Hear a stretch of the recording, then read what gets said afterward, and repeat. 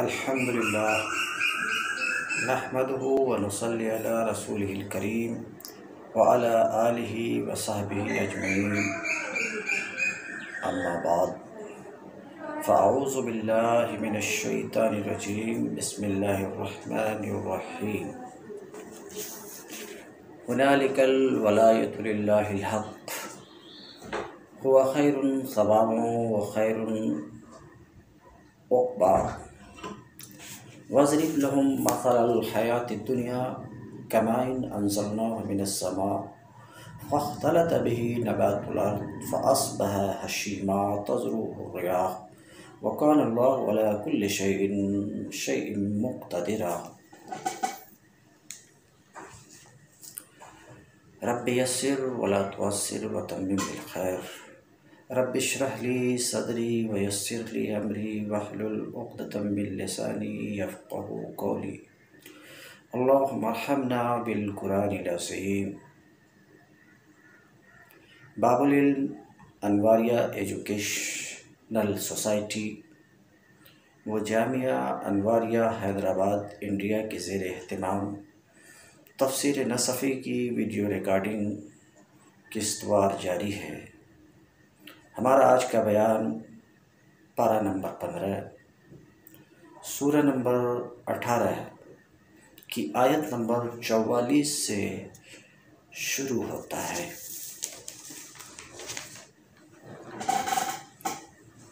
وَهُنَالِكَ الْوَلَایَةُ لِلَّهِ الْحَقِّ هُوَ خَیْرٌ ثَوَابًا وَخَیْرٌ عُقْبًا۔ اس وقت معلوم ہوا کہ کارسازی کا اختیار خدائے برحق ہی کے لیے ہے۔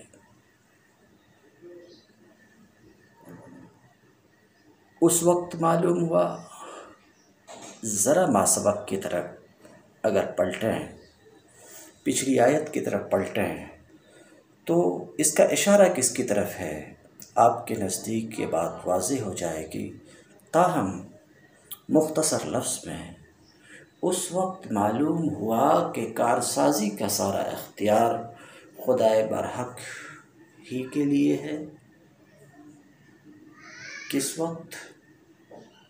ماسبق میں گزرا وَأُحِیطَ بِثَمَرِهِ، اس وقت جب کہ اس کا سارا ثمرہ مارا گیا اور وہ باغ جس پر صاحب باغ کو ناز، فخر، گھمنڈ تھا، اسے تباہ کر دیا گیا۔ ہونالک، اس وقت معلوم ہوا اس گھمنڈی شخص کو، الولایۃ للہ الحق، کہ سارا کارسازی کا اختیار خدائے برحق ہی کے لیے ہے۔ هو خیر ثوابا، انعام وہی بہتر ہے جو وہ بخشے، وخیر عقبا، اور انجام وہی بہتر ہے جو وہ دکھائے۔ اس وقت اسے پتہ چلا۔ یہ تو اس آیت کا ترجمہ تھا۔ مفسر کیا قول کرتے ہیں، صاحب مدارک التنزیل اس آیت میں کیا گفتگو کرتے ہیں، مختصراً اس کا بھی ہم جائزہ لیتے ہیں۔ یکن بالیاء، اسے اوپر آنا چاہیے یقدرون کی جگہ پہ، مگر یہاں آیا ہے یکن بالیاء سے۔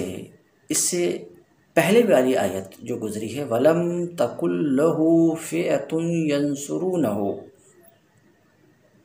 وہاں سے آنا چاہیے۔ اس آیت کی ایک قرأت تو یہی تھی جو بھی میں نے تلاوت کی، ایک قرأت یا کے ساتھ بھی ہے، وَلَمْ تَكُنْ کی جگہ لم یکن، اور گرامر کے لحاظ سے یہ بھی صحیح ہے۔ وہ تو صحیح ہے ہی کہ کانا کا اسم فیا ہے، اور وہ مؤنث ہے تو اسے تکن مؤنثی تانیث کے ساتھ ہی ہونا چاہیے۔ مگر دوسری قرأت جو یا کے ساتھ ہے تو یہ بھی درست ہے، کیونکہ نحو کا یہ بھی قاعدہ ہے کہ فعل و فاعل، فعل اور اس کے اسم کے درمیان اگر فصل ہو جائے تو اور فاعل مؤنث ہو تو ایسے وقت میں فعل کو مذکر لانا بھی جائز ہے۔ تو یکن بالیا سے اشارہ کرنا چاہ رہے ہیں کہ ایک قرأت لم تکن کی جگہ لم یکن بھی ہے۔ ہنالک الولایۃ للہ الحق، اب پھر اختلاف قرأت کی طرف اشارہ کرنا چاہ رہے ہیں۔ قراء سبعہ کے مابین الولایہ کی قرأت میں جو اختلاف ہے اس کو بتانا چاہ رہے ہیں۔ ایک قرأت تو الولایہ واو کے فتحہ یعنی زبر کے ساتھ، اور ایک دوسری قرأت واو کے کسرہ یعنی ولایا، تو یہاں پر دو قرأت ہے۔ واو کے کسرہ کے ساتھ دو قاری حمزہ اور علی کی قرأت ہے، باقی 5 قراء کی قرأت واو کے فتحہ کے ساتھ ہے۔ تو کہتے ہیں والولایہ بکسر الواو، اور ولایہ واو کے کسر کے ساتھ یہ حمزہ اور علی کی قرأت ہے، فہی بالفتح، اور وہ فتح کے ساتھ یعنی ولایت جو باقی 5 قراء کی قرأت ہے۔ تو اگر ولایت ہے تو اس کا کیا معنی ہے لغت میں، ولایت ہے تو اس کا کیا معنی ہے، تو مفسر بتاتے ہیں۔ فہی ولایہ کا معنی لغت میں نصرت اور کارسازی ہے، مدد اور کارسازی ہے۔ تو معنی یہ ہوا کہ الولایۃ للہ الحق، نصرت، مدد، کارسازی خدائے برحق کے لیے ہے۔ جب کسی ولایہ پڑھا جائے جیسا کہ 5 قراء کی قرأت ہے، اور اگر یہ کسر کے ساتھ ہو ولایہ تو اس کا معنی لغت میں ہے تسلط و حکومت، تسلط و حکومت۔ اب ہنالک سے اشارہ کس کی طرف ہے، کہتے ہیں والمعنی ہنالک، اور ہنالک کا معنی یہ ہے کہ اس مقام پر، اس حال میں، کون سے حال میں، اس کے سارے ثمرہ کے ہلاک ہونے کی حالت پر، اور ہلاک ہونے سے جس مقام پر وہ کھڑا تھا اس مقام پر، اس حالت میں نصرت صرف اللہ کی ہوتی ہے، کوئی دوسرا مدد کرنے کا مالک نہیں ہو سکتا، اور کوئی ولا یستطیعھا احد، اور کوئی اس کے سوا مدد کر بھی نہیں سکتا اس حال میں۔ تو اگر ولایہ پڑھا جائے جس کا معنی نصرت اور کارسازی ہے تو ایسی صورت میں الولایۃ للہ گویا کہ یہ تقریر ہے ولم تکن لہ فئۃ ینصرونہ کی، مفسر کہتے ہیں یہ تقریر ہے اللہ تعالیٰ کی قول وَلَمْ تَكُنْ لَهُ فِئَةٌ يَنْصُرُونَهُ مِنْ دُونِ اللَّهِ، اس کو کوئی جتھا نہیں ملا جو اس کی مدد کرتا اللہ کے سوا۔ اور ہنالک سلطان، اگر ولایہ پڑھا جائے تو معنی یہ کہ وہاں سلطان یعنی تسلط و حکومت اللہ کی ہے، وہاں تسلط و حکومت صرف اللہ کی ہے۔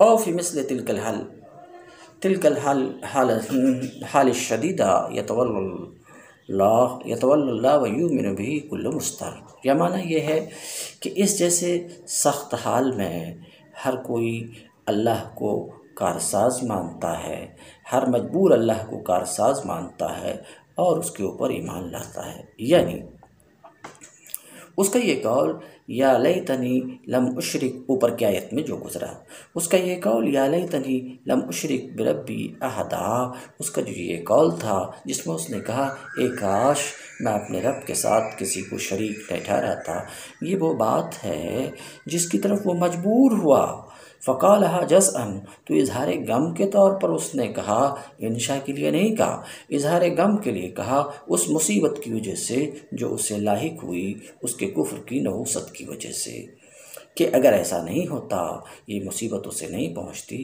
تو یہ جملہ یہ کلمہ یعنی یہ بات اس کی زبان سے نہیں نکلتی۔ یہ معنی یہ ہے کہ ولایت اللہ کے لیے ہے، ولایت اللہ کی ہے کہ اپنے مومنین اولیاء کی وہ مدد فرماتا ہے کافروں کے خلاف، اور کافروں سے انتقام لیتا ہے۔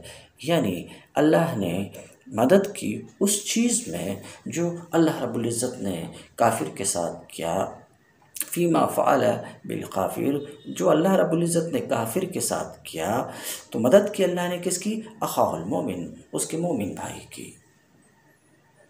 اور اللہ رب العزت نے تصدیق کی اس کے ذریعے سے اس کے مومن بھائی کے اس قول کی، عسیٰ ربی ان یؤتینی خیرا من جنتک ویرسل علیہا حسبانا من السماء۔ بعید نہیں کہ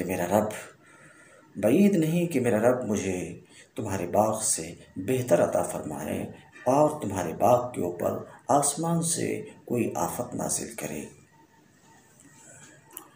اور اس کی تائید اللہ تعالیٰ کی اس قول سے بھی ہوتی ہے، وہ خیر ثوابا و خیر عقبا اے لأولیائہ، وہ بہتر ہے ثواب کے اعتبار سے، بہتر ہے انجام کے اعتبار سے۔ لفظی ترجمہ سلیس ترجمہ پہلے کر چکا ہوں۔ وہ بہتر ہے ثواب کے اعتبار سے اور بہتر ہے انجام کے اعتبار سے اپنے اولیاء کے لیے۔ اور ہنالک اشارہ الی الآخرہ، یہ ہنالک اشارہ ہے، ایک تفسیر یہ بھی ہے، یا ہنالک سے آخرت کی طرف اشارہ ہے، یعنی فی تلک الدار، اس گھر میں، آخرت میں ولایت صرف اللہ کی ہوگی، جیسا کہ اللہ رب العزت کا فرمان ہے، لمن الملک اليوم۔ یہ جو چند اقوال آپ نے سنا، مفسر نے جو بیان کیا، کئی مرتبہ ایک آیت کی تفسیر میں مختلف مفسرین کے مختلف اقوال ہوتے ہیں، تو صاحب مدارک بھی بسا اوقات کسی آیت کی تفسیر کرنے نکلتے ہیں تو اس تفسیر میں عام طور سے دیکھنے میں یہ آتا کہ جو راجح تفسیر ان کے نزدیک ہوتی ہے، جو پسندیدہ تفسیر ہوتی ہے، اس کو پہلے رکھتے ہیں، اور دیگر مفسرین کی جو تفاسیر ہوتی ہے بسا اوقات اسے بھی رکھتے ہیں، مگر اس تفسیر کو رکھتے ہیں جس تفسیر کی دوسرے مفسر جو تفسیر کرتے ہیں، جس تفسیر کا ساتھ قرآن کے الفاظ دیتے ہیں۔ تو کئی مرتبہ ایک آیت کی تفسیر میں مختلف اقوال ہوتے ہیں مختلف مفسرین کے، تو ان اقوال کو ذکر کر دیتے ہیں تاکہ آپ کے علم میں رہے کہ اس آیت کی تفسیر میں یہ قول بھی ہے، اس آیت کی تفسیر میں یہ قول بھی ہے، اس آیت کی تفسیر میں یہ قول بھی ہے۔ ہاں، عام طور سے جو محسوس ہوتا، دیکھنے میں آتا کہ ابتداءً جس قول کو رکھتے ہیں، جس تفسیر کو رکھتے ہیں، ان کے نزدیک وہ پسندیدہ تفسیر ہوتی ہے۔ بہرحال اب تک اتنی سی جو بات مفسر بیان کی ہے، اس کا حاصل یہ ہے کہ اس حالت میں کارسازی کا اختیار خدائے برحق ہی کے لیے ہے۔ اس مقام پہ کارسازی کا اختیار خدائے برحق ہی کے لیے ہے۔ سب کا حاصل اور لب لباب یہ ہے، الحق للہ الحق۔ بالرفع بالجر، نچلے سطر میں بالجر ہے، اس سے بھی اختلاف قرأت کی طرف اشارہ کرنا چاہ رہے ہیں کہ قراء سبعہ کے قرأت میں یہ رفع کے ساتھ بھی ہے اور جر کے ساتھ بھی ہے۔ رفع کے ساتھ یعنی ہنالک الولایۃ للہ الحق کو رفع کے ساتھ ابو عمرو بصری اور علی کوفی کی قرأت ہے، باقی 5 قراء کی قرأت جر کے ساتھ یعنی للہ الحق کے۔ تو کہتے ہیں الحق رفع کے ساتھ ابو عمرو کی قرت ہے اور علی کی قرت ہے، اگر رفع کے ساتھ ہو تو ایسی صورت میں یہ ولایت کی صفت ہے، یعنی ہنالک الولایۃ الحق للہ۔ ایک تو یہ کہ اگر رفع کے ساتھ ہے تو ولایت کی صفت ہے، اور دوسری ترکیب کی بھی گنجائش ہے، او ہوا خبر و مبتدا محذوف، یا یہ کہ الحق کو رفع اس لیے ہے کہ یہ خبر ہے مبتدا محذوف کی، وہ مبتدا محذوف خواہ ہے ہو خواہ ہوا ہو، دونوں کی گنجائش ہے۔ تو معنی یہ کہ وہاں ولایت صرف اللہ کے لیے ہے اور یہ حق ہے، کہتے ہیں۔ اور خبر مبتدا محذوف، یا یہ مبتدا محذوف کی خبر ہے، یعنی ہے الحق او هو الحق۔ تو یہ قرت تو ان دونوں حضرات کی تھی، ان دونوں قراء کی تھی، کہتے ہیں ان دونوں کے سوا 5 قراء کی قرت جر کے ساتھ ہے، یعنی الحق کے، اگر جر کے ساتھ ہے تو حق یہ اللہ کی صفت ہے، یعنی خدائے برحق۔ اب اس آیت کے آخری حصے میں ہے وخیر عقبا، کہتے ہیں عقبا بسکون الکاف، کاف کے سکون کے ساتھ، یعنی با، کاف کے سکون کے ساتھ یہ عاصم اور حمزہ کی قرت ہے، اور ان دونوں کے سوا کی قرت کاف کے ضمہ کے ساتھ، یعنی عقوبہ، ختم ہوئی بات۔ ہاں شاذ قراتوں میں عقبہ اور عقوبہ کی جگہ پہ عقبہ فعلا کے وزن پر یہ ہے، مگر قرات کی اس اختلاف سے معنی میں کچھ فرق نہیں پڑتا ہے، سب عاقبہ انجام کے معنی میں ہے۔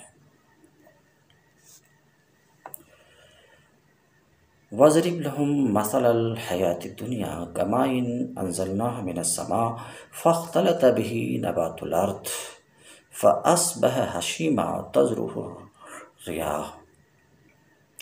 اے محبوب، حیات دنیا کی حقیقت انہیں ایک مثال سے سمجھاؤ کہ دنیا کی حقیقت ایسی ہے جیسے کہ ہم نے آسمان سے پانی اتارا، فاختلط به نبات الارض، تو زمین کی پود خوب گھنی ہو گئی، زمین کی پود خوب گھنی ہو گئی، فاصبح ہشیما، پھر وہی پود خشک بھوس بن گئی، تذروہ الریاح، جسے ہوائیں لیے اڑتی ہیں، جنہیں ہوائیں اڑائے پھرتی ہیں۔ وَكَانَ اللَّهُ عَلَى كُلِّ شَيْءٍ مُقْتَدِرًا، اور اللہ ہر ایک چیز پر قدرت رکھتا ہے، وجود دینے پر بھی اور فنا کرنے پر بھی۔ تو انہیں حیات دنیا کی حقیقت ایک مثال سے سمجھا ہے۔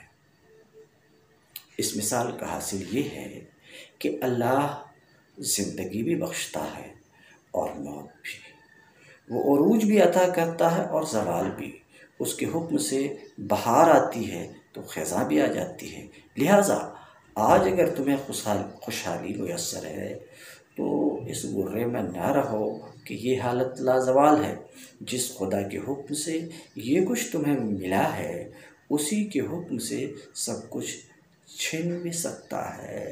یہ مثال بیان کی جا رہی ہے کفار مکہ کے سامنے، جن کفار مکہ کو اپنی چھوٹی موٹی چیزوں پہ، معمولی دولتوں پہ بڑا ناز تھا، اور اپنی ان دولت کی وجہ سے غریب مسلمانوں کو خاطر میں نہیں لاتے تھے، کسی لائق نہیں سمجھتے تھے، ان کے سامنے یہ مثال دے کر کے سمجھائی جا رہی ہے کہ یہ دنیا کی زندگی جو ہے، حیات دنیا، اس کی حقیقت بس اتنی ہی ہے۔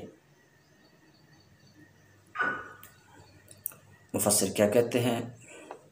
ہی کمائن، اشارہ کرنا چاہ رہے ہیں کہ کمائن خبر ہے اور مبتدا اس کا محذوف ہے، وہ یعنی حیات دنیا، یعنی حیات دنیا کی حقیقت کمائن اس پانی کی طرح ہے جسے ہم نے آسمان سے اتارا، فاختلط به نبات الارض، تو زمین کی پود خوب گھنی ہو گئی، یہ ترجمہ تھا۔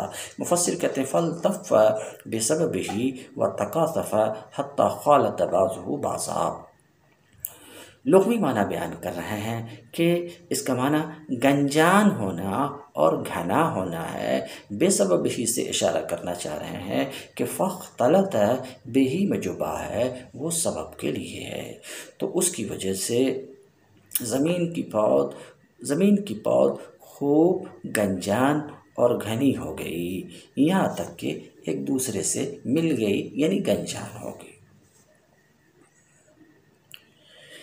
فاختلط به نبات الارض، اس کا یا تو یہ معنی ہے یا یہ معنی ہے کہ آسمان سے ہم نے پانی اتارا تو یہ نبات میں پانی اثر انداز ہوا، اور نبات میں فاختلط به، تو یہ نبات پانی سے ملا یہاں تک کہ آسودہ ہو کر ہرا بھرا ہوا، پھر فاصبح ہشیما ای یابسا متکسرا، یعنی خشک بھوس ہو گیا، ہشیما حشیم اس کا واحد ہے ہشیما،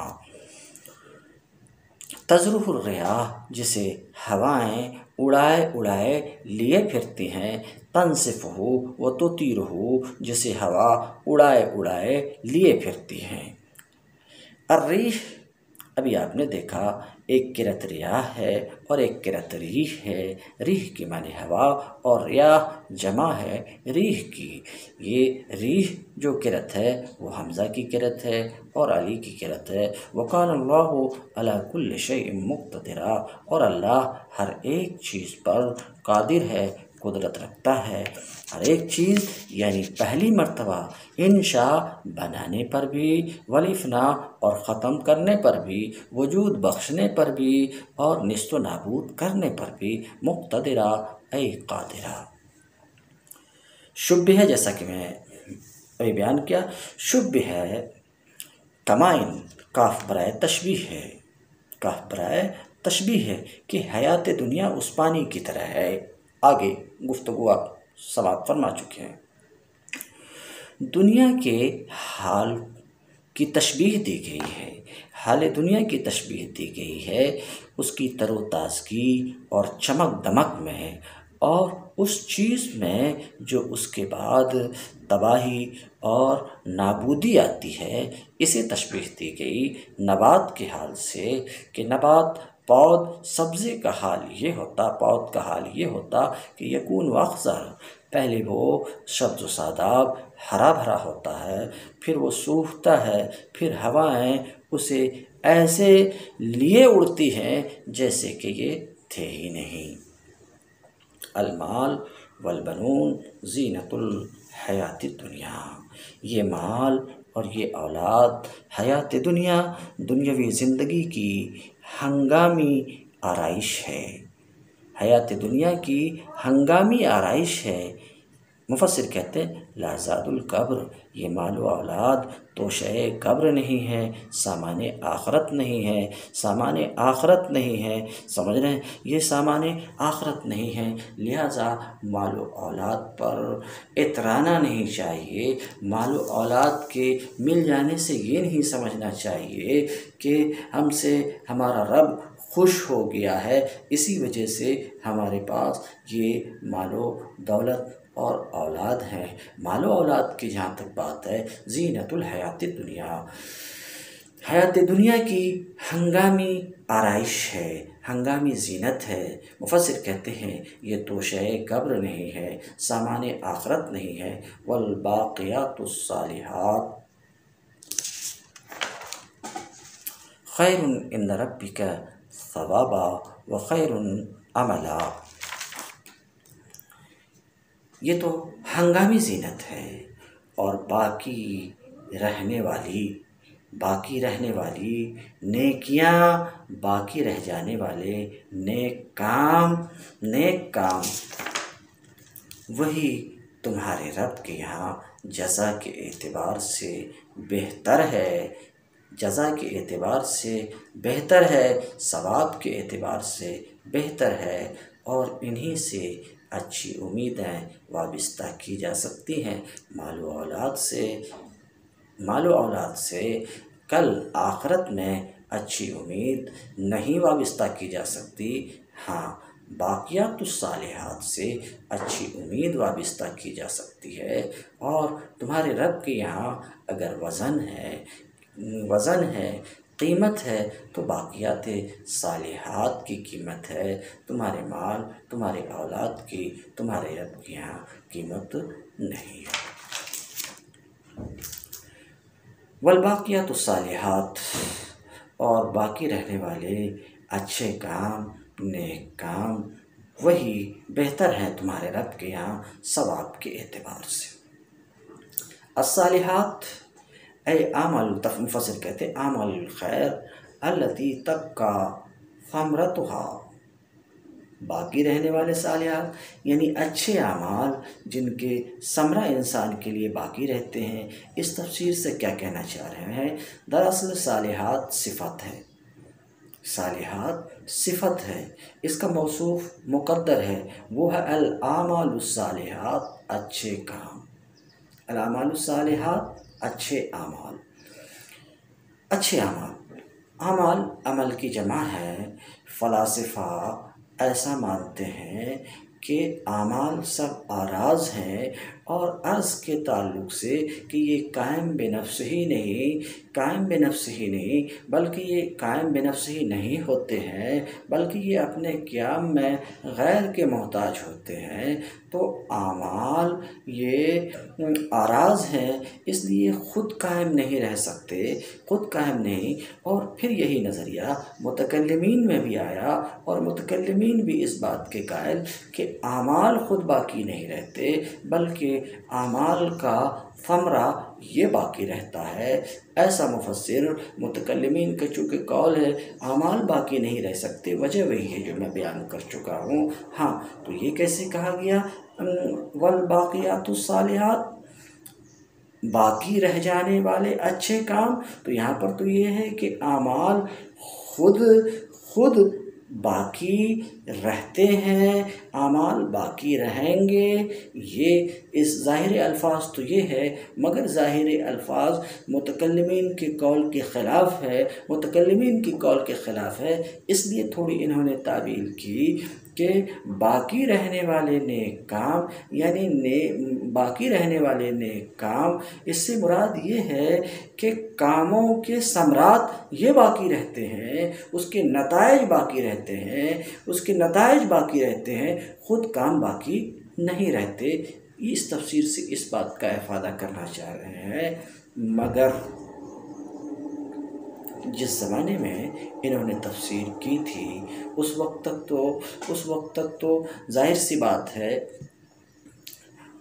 اس وقت تک تو یہ اس تفسیر کو ذہن قبول کرتا تھا، سمجھ رہے ہیں، اور فلسفی کے قول کے آراز خود باقی نہیں رہتے، سمجھ رہے ہیں، فلسفی کے اس قول کی دھاک تھی، مگر آج ہم اپنی نظروں سے دیکھتے ہیں کہ اعمال بھی باقی رہتے، حرکات بھی باقی رہتے ہیں، جیسا کہ ویڈیو ریکارڈنگ وغیرہ میں ایک وقت آج ابھی ہم نے کوئی کام کیا ہے، مہینوں بعد، سالوں بعد ہمارے اس کام کو دیکھا جا سکتا ہے۔ تو اس زمانے کے حساب سے یہ تفسیر تو ٹھیک ہے، مگر آج اس میں تعویل کی ضرورت نہیں ہے۔ جو ظاہری الفاظ ہیں اس کو اس کے ظاہری پر محمول کیا جائے تو اللہ رب العزت فرماتا والباقیات الصالحات، باقی رہ جانے والے اچھے کام، کیا مطلب؟ یہ کام خود باقی رہیں گے، اور اچھا کام ہے تو ظاہر سی بات ہے اس کے اوپر ثمرہ بھی باقی رہے گا، اس کا اچھا ثمرہ بھی ہوگا، ثمرہ بھی ہوگا، لیکن اعمال خود باقی رہیں گے۔ اور اس سلسلے میں ایک نہیں مختلف آیات ہیں جو آیات اس بات کو بتاتی کہ اعمال وہ کام جو ہم کرتے ہیں وہ کام خود بھی باقی رہیں گے، اور اللہ رب العزت قیامت کے دن ان کاموں کا ہمیں مشاہدہ کرائے گا، جیسے کہ کتاب میں وَاقْرَأْ كِتَابَكَ كَفَىٰ بِنَفْسِكَ الْيَوْمَ عَلَيْكَ حَسِيبًا، اور کما قال اللہ تعالیٰ، یعنی ہے کہ اپنے ویڈیو ریکارڈنگ کا مشاہدہ کرو۔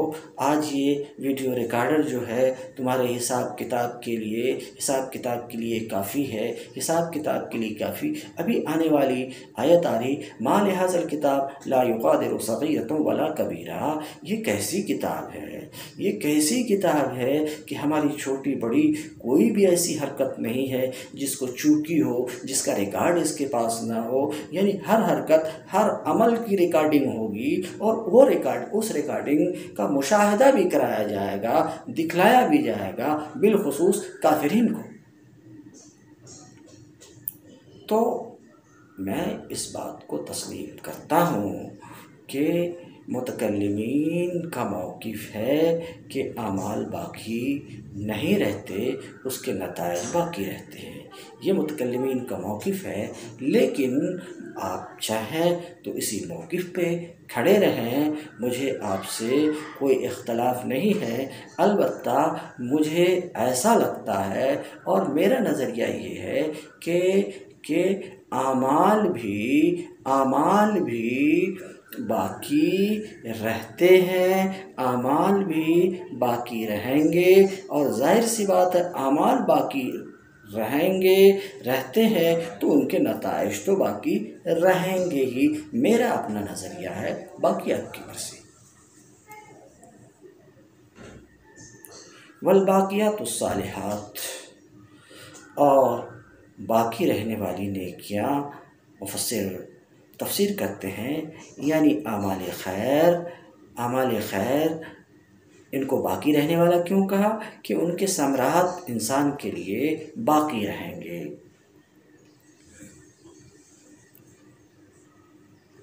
تو جیسا کہ ابھی اس سے پیچھے میں بیان کیا، کوئی آیت ہوتی، اس آیت میں کئی مرتبہ مختلف مفسرین کی مختلف تفاسیر ہوتی ہے،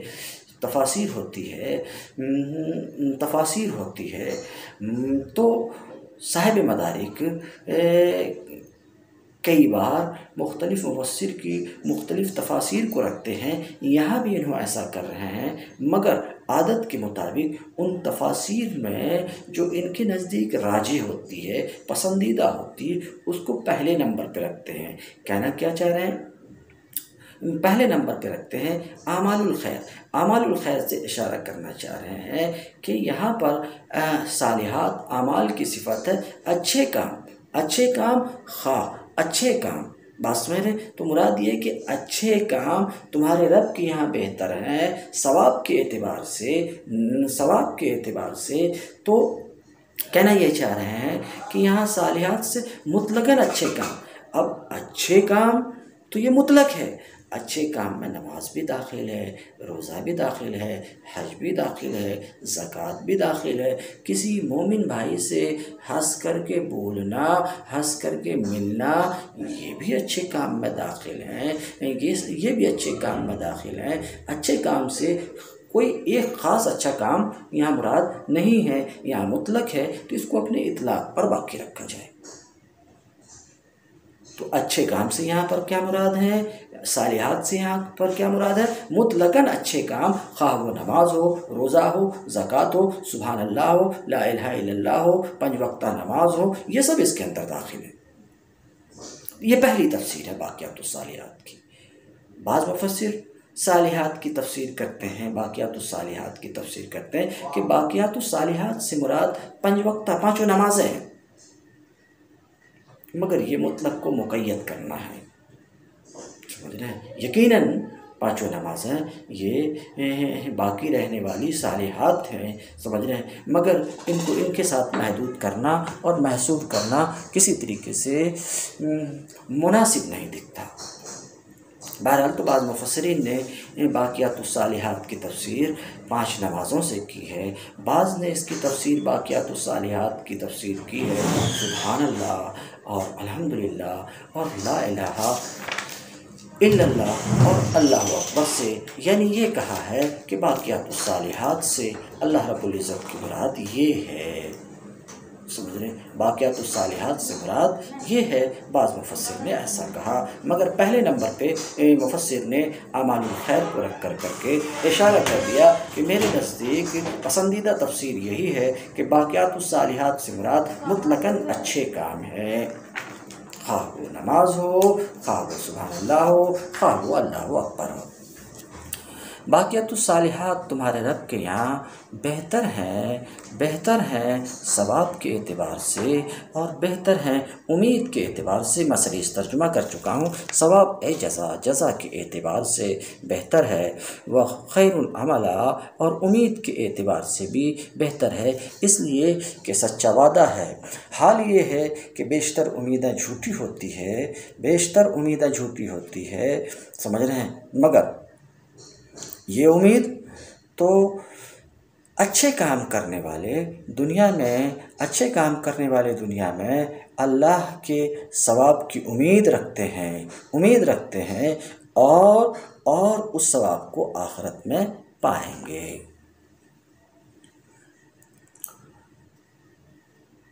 وَيَوْمَ نُسَيِّرُ الْجِبَالَ وَتَرَى الْأَرْضَ بَارِزَةً وَحَشَرْنَاهُمْ فَلَمْ نُغَادِرْ مِنْهُمْ أَحَدًا۔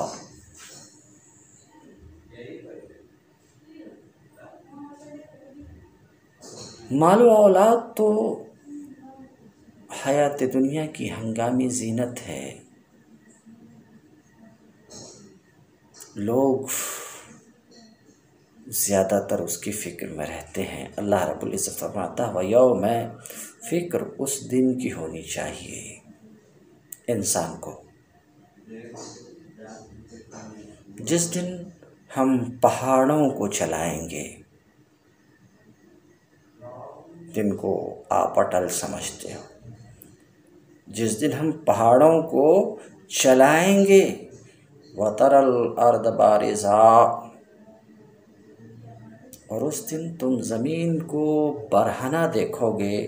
اس دن کی فکر ہونی چاہیے، زمین کو برہنہ ایک دن ایسا آئے گا جب کہ یہ زمین برہنہ ہوگی، اس زمین پر ایک باغ ہو جاتا ہے تمہارے لیے، 2-4 بلڈنگ ہو جاتی ہے، تو تم اترانے لگتے ہو، گھمنڈ کرنے لگتے ہو، بسا اوقات اس اطراہٹ میں اتنا آگے نکل جاتے ہو کہ خدا کے وجود تک کا انکار کر جاتے ہو۔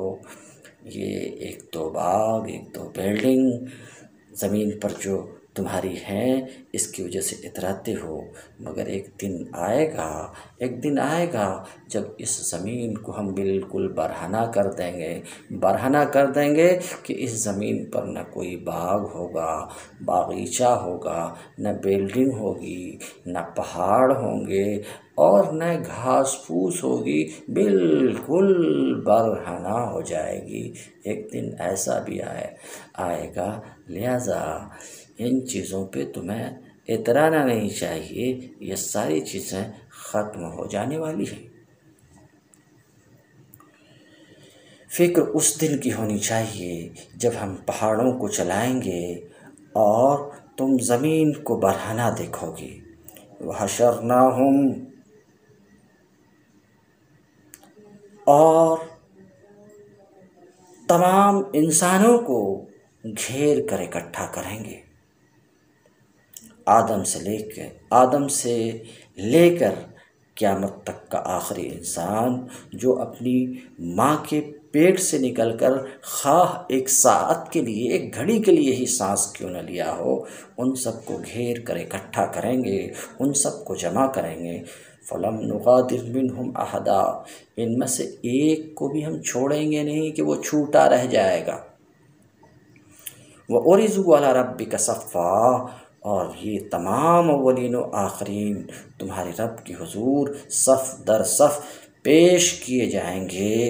اس وقت ہم کہیں گے لقد جئتمونا، لو دیکھ لو آ گئے نا تم ہمارے پاس، اسی طرح جیسا ہم نے تم کو پہلی بار پیدا کیا تھا۔ لقد جئتمونا کما خلقناکم اول مرۃ بل زعمتم ان لن نجعل لکم موعدا، بلکہ تم نے تو یہ کہا تھا کہ ہم تمہارے لیے کوئی وقت مقرر ہی نہیں کریں گے، تمہارے لیے، تمہارے حساب کے لیے، تمہاری جواب دہی کے لیے کوئی وقت ہی مقرر نہیں کریں گے، تم نے ایسا کہا تھا۔ دیکھو اس کے برخلاف ہم نے تم سب کو ایسے ہی دوبارہ اٹھایا جیسے کہ پہلی بار پیدا کیا تھا۔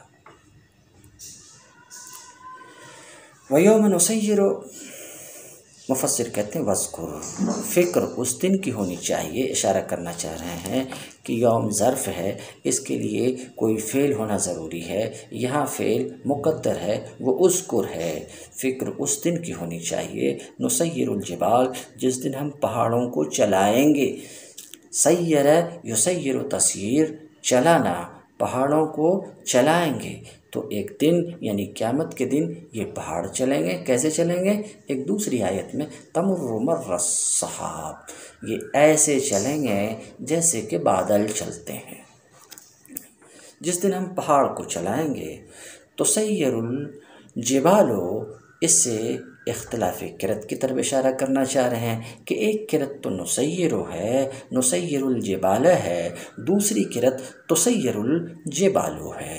یہ تسیر الجبال یہ کن کی قرأت ہے؟ ابن کثیر مکی کی ہے، شامی کی ہے، ابو عمرو بصری کی ہے۔ کہتے ہیں یعنی تسیر فی الجو، فضا میں چلائے جائیں گے، او یذہب بہا، یا ان کو ختم کیا جائے گا، ان پہاڑوں کو کیا کر دیا جائے گا؟ ختم کر دیا جائے گا، یعنی غبار بنا کر اڑا دیا جائے گا۔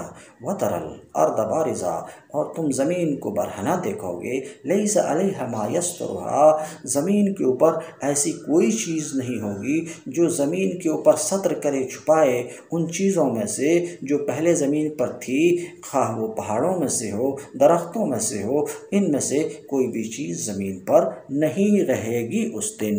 وَحَشَرْنَاهُمْ، اور ہم جمع کریں گے ان کو موتا کو، تمام موتا کو، فلم نغادر، تمام آگے کی وجہ سے ہم نے ترجمہ کیا، فلم نغادر منہم احدا، تو ہم ان میں سے کسی کو بھی نہیں چھوڑیں گے، اے لم نترک، نہیں چھوڑیں گے۔ تفسیر لم نترک سے کیوں کر رہے ہیں؟ اس کی وجہ خود بیان کر رہے ہیں۔ غادر یغادر، مغادرہ ترک کے معنی میں آتا ہے، تو فلم نغادر اے فلم نترک، ہم نہیں چھوڑیں گے، منہم احدا، ان میں سے کسی کو بھی۔ غادرہ اے ترکہ، اس نے اس کو چھوڑ دیا۔ اسی سے غدر ہے، جو غدر بولا جاتا ہے، غدر کے معنی وفا کو چھوڑنا، بدعہدی کرنا، سمجھ رہے؟ تو یہاں پر بھی ترک کا معنی ہے۔ اسی سے غدیر ہے، غدیر کو غدیر کیوں کہتے ہیں؟ کیونکہ غدیر اس پانی کا نام ہے، وہ پانی ہے جو سیلاب کے گزرنے کے بعد گڑھوں میں چھوٹ جاتا ہے، تو بہرحال اس کا معنی چھوڑنا ہے۔ فلم نغادر منہم احدا، ہم ان میں سے، ان موتا میں سے کسی کو بھی نہیں چھوڑیں گے۔ وَأُرِزُوا عَلَىٰ رَبِّكَ صَفًّا، اور یہ سب کے سب تمہارے رب کی حضور صف در صف، قطار در قطار پیش کیے جائیں گے۔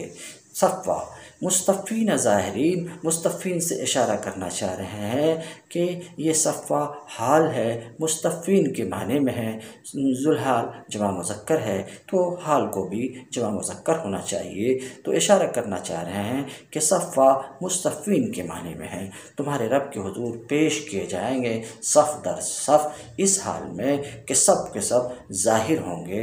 تمہیں ان کی جماعت ایسے ہی نظر آئے گی، ان موتا کی جماعت ایسے ہی جیسے کہ ہر ایک شخص تم کو نظر آتا ہے، کوئی کسی کے لیے رکاوٹ نہیں بنے گا کہ ایک دکھ رہا تو پیچھے والا نہیں دکھ رہا، ایسا نہیں، ہر کوئی نظر آئے گا۔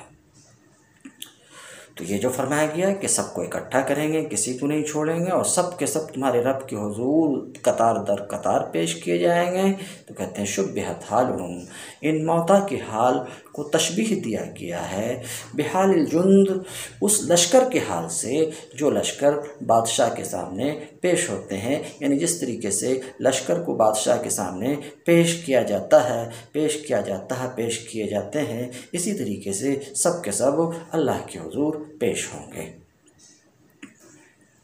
لقد جئتمونا ای قلنا لہم، جب سب کے سب اللہ کے حضور پیش ہوں گے تو اس وقت ہم ان سے کہیں گے، لقد ای قلنا لہم سے مفسر اشارہ کرنا چاہ رہے ہیں کہ مقدر ہے یہ، جو سیاق کے کلام سے سمجھ میں آ جاتا ہے۔ لقد جئتمونا، اس وقت ہم کہیں گے ان سے، ان موتا سے کہیں گے، لو دیکھ لو، لقد جئتمونا، آ گئے نا تم ہمارے پاس، لقد جئتمونا، آ گئے نا تم ہمارے پاس۔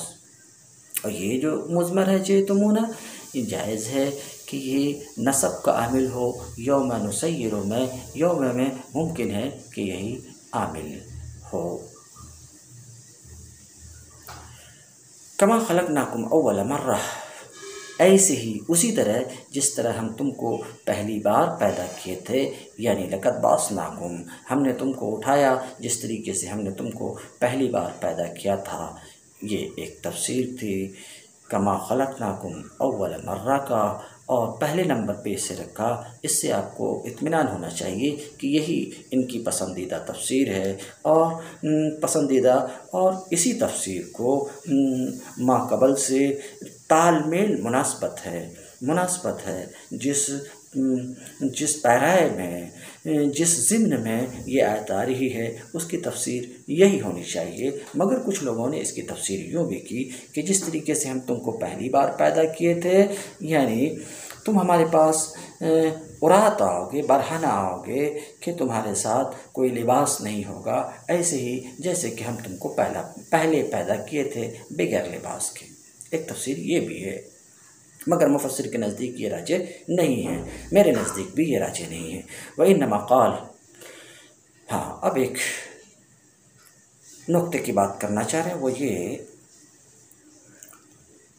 کہ حشرناہم، ابھی آپ نے دیکھا، وَحَشَرْنَاهُمْ فَلَمْ نُغَادِرْ مِنْهُمْ أَحَدًا، حشرنا یہ فعل ماضی ہے، اور اس سے پہلے یوم نسیر الجبال، نسیر یہ فعل مضارع ہے، وَتَرَى الْأَرْضَ بَارِزَةً، ترى یہ فعل مضارع ہے، تو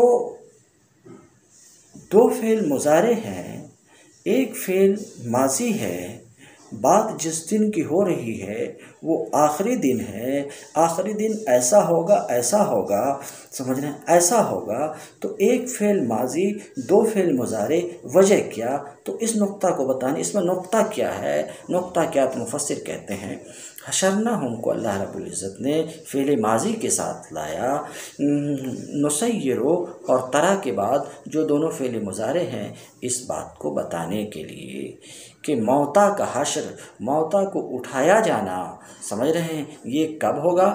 فعل ماضی گزشتہ زمانے ماقبل کو بتاتا ہے، یہ کب ہوگا؟ یہ تیسیر اور بروز سے پہلے ہوگا۔ نقطہ کیا بیان کرنا کہ وہ دو نسیرو فعل مضارع، ترا فعل مضارع اور حشرنا فعل ماضی، یہ ایسا کیوں حشرنا کو فعل ماضی کے ساتھ لایا؟ اس بات کو بتانے کے لیے کہ پہلے مردے کو اٹھایا جائے گا، بعد میں پہاڑ چلائے جائیں گے، بعد میں زمین وَتَرَى الْأَرْضَ بَارِزَةً، بعد میں یہ زمین بالکل برہنہ کی جائے گی۔ اس بات کو بتانے کے لیے کہ موتا کا حشر تسییر اور بروز سے پہلے ہوگا۔ کیوں؟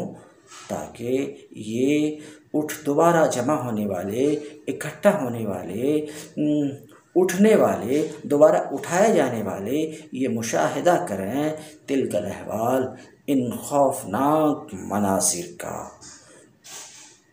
جب کون سا منظر؟ زمین کو برہنہ کیے جانے کا منظر اور پہاڑوں کے ہٹائے جانے کا منظر، اس کا وہ مشاہدہ کریں۔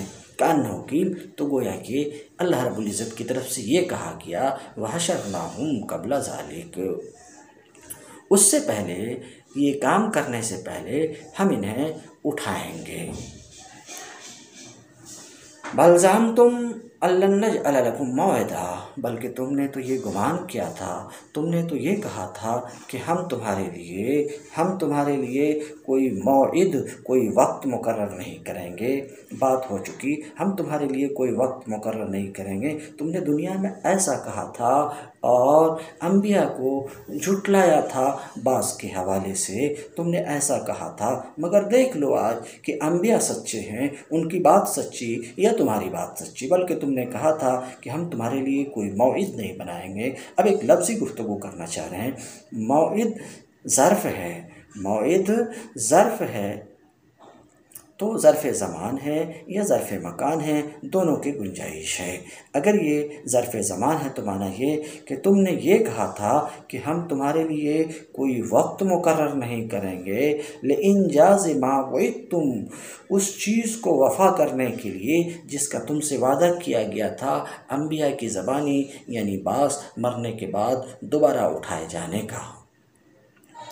تو یا تو یہ ظرف زمان ہے اور اس کی گنجائش ہے، یا ظرف مکان ہے، ہم تمہارے لیے کوئی موعد مقرر نہیں کریں گے، کوئی جگہ مقرر نہیں کریں گے، سمجھ رہے ہیں؟ مکان وعدہ کی جگہ حساب کتاب کے لیے۔